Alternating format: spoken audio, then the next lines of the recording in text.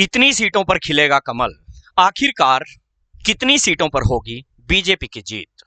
ये मैं नहीं और ना ही मेरा कोई दावा और ना ही इसमें मेरा कोई पर्सनल ओपिनियन। जी हां, मैं आज आपके सामने जो डाटा रख रहा हूं उसमें मोदी जी के द्वारा और बीजेपी के द्वारा पिछले 10 सालों में जितनी भी सीटों के ऊपर जीत हुई है उसी के आधार पर एक अनुमानित सीटों का दावा यहां पर देखेंगे कितना रह सकता है कि आज तक पिछले 10 साल में बीजेपी और मोदी जी ने अलग अलग राज्यों में कितनी सीटें जीती हैं और उस आधार पे भविष्य में लोकसभा 2024 में कितनी सीटें जीत सकते हैं। आइए देखते हैं पूरा का पूरा एनालिसिस, पूरा का पूरा डाटा मैंने कलेक्ट करने की कोशिश की है पिछले 7-8-10 सालों का और उसके आधार पर हम जीत की बात करेंगे। आइए देखते हैं इस डाटा को। सबसे पहले ऊपर देख रहे हैं कि बीजेपी व मोदी जी के द्वारा अलग अलग राज्यों के विधानसभा में हुए वोटिंग में जीत के दावे और कितनी सीटों पर जीत हुई है, क्या दावा किया गया, आप अपनी स्क्रीन पे देख पा रहे हैं।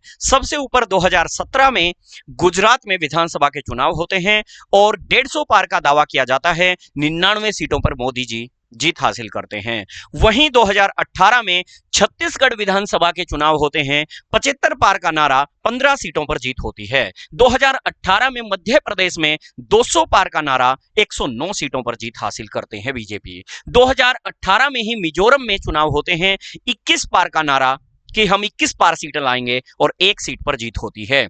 2019 में झारखंड में 65 पार का नारा दिया गया और 25 सीटों पर जीत हासिल की थी। 2019 में ही हरियाणा में 75 पार का नारा और 40 सीटों पर जीत होती है। 2020 में दिल्ली में विधानसभा में 45 पार का नारा, 8 सीटों पर जीत होती है। 2021 में पश्चिम बंगाल में 200 पार का नारा, 77 सीटों पर बीजेपी और मोदी जी की जीत होती है। 2021 में तमिलनाडु में 118 पार का नारा और 4 सीटों पर जीत होती है। 2023 में कर्नाटक में 130 पार का दावा और 66 सीटों पर जीत होती है।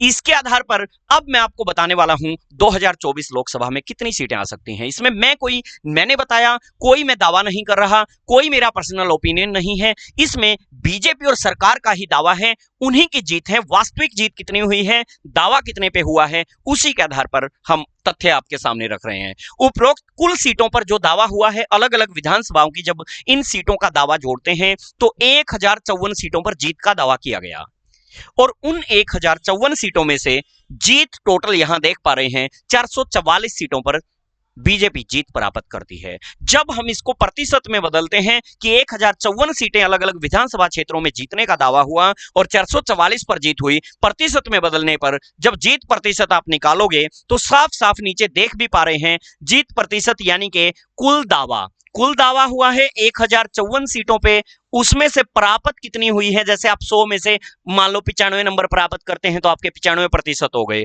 तो उसमें से कुल प्राप्त कितनी हुई है 444। ये पिछले 7 साल का इतिहास है, 2017 से 23 तक।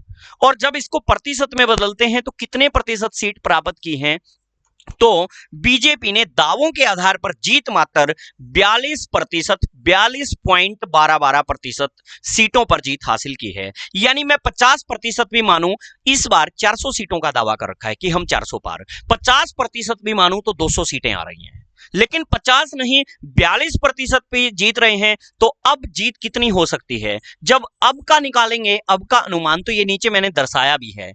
दावा कितने पे किया है, दावा किया है 400 पर कि हम 400 पार जा रहे हैं। इसमें से आएंगे कितनी, मात्र 42%, क्योंकि जो दावा हो रहा है उसका 42% पिछले 7 साल में बीजेपी अलग अलग राज्यों में जीती है, जो इनकी एवरेज आई है। अब 400 पार का दावा है, जब मैं इसका 42.12% निकाल रहा हूं तो ये मुझे साफ साफ कितना मिल रहा है, 168 सीटों पर जीत होती हुई नजर आ रही है। और मैंने फिर बताया कि इसमें न तो कोई मेरा पर्सनल ओपिनियन है, न कोई मेरा दावा है। हो सकता है कल को ये 268 हो जाएं, कल को ये 368 हो जाएं, कल को ये 150 तक सिमट कर रह जाएं। यानी अब तक जितना भी इतिहास रहा है उसके आधार पर हम सीटों की जीत का अनुमान लगाते हैं तो हमें 168 पर जीत मिलती है। और ये भी तब है, ये 7 साल का इतिहास तब है जब मोदी जी की जबरदस्त लहर रही है। लेकिन अब 2024 आते आते लहर में भी थोड़ी सी कमी आई है। उसके आधार पर भी, कमी के आधार पर भी मैं 10, 15, 20 सीटें और कम करता हूं तो 150 तक भी ये आंकड़ा जा सकता है, 150 सीटों तक ये आंकड़ा जा सकता है। तो आपकी क्या राय है, कमेंट करके अवश्य बताइएगा। Okay, take care, bye bye, thank you.